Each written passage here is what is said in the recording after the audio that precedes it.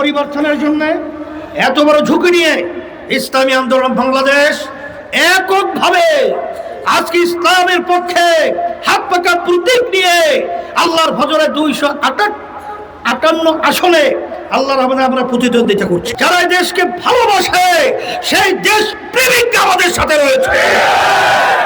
ভালো নীতি চাই, ভালো নেতা চাই, এছাড়া জাতির মুক্তি না।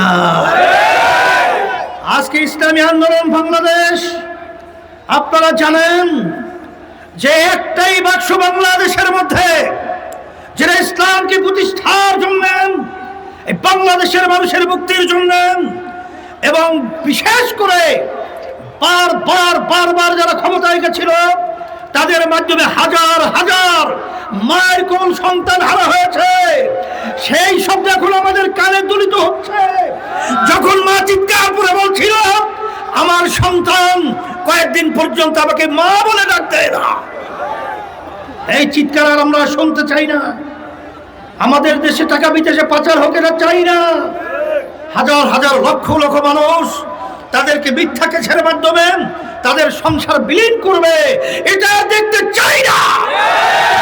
এই জন্যই পরিবর্তনের জন্য এত বড় ঝুঁকি নিয়ে ইসলামী আন্দোলন বাংলাদেশ এককভাবে আজকে ইসলামের পক্ষে হাত পাকা প্রতীক নিয়ে আল্লাহর ফজরে 258 আসনে আল্লাহর রহমতে আমরা প্রতিদ্বন্দ্বিতা করছি।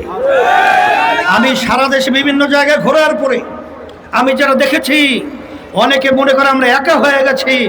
না, আল্লাহর ফজলে আমরা একা হই নাই, আমাদের সঙ্গে আল্লাহ আছে। আমাদের সাথে যারা দেশকে ভালোবাসে সেই দেশ প্রেমিক আমাদের সাথে রয়েছে। যারা ইসলামকে ভালোবাসে তারা আমাদের সাথে রয়েছে।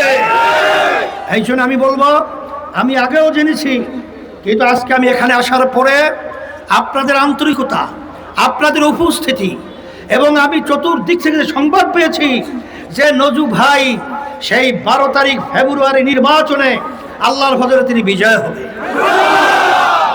আজকে এখানে আসার পরে আপনাদের অবস্থান দেখার পরে আমার মন বলছে যে আল্লাহর রহমতে সেই 12 তারিখ ফেব্রুয়ারির নির্বাচনে হাত পাকা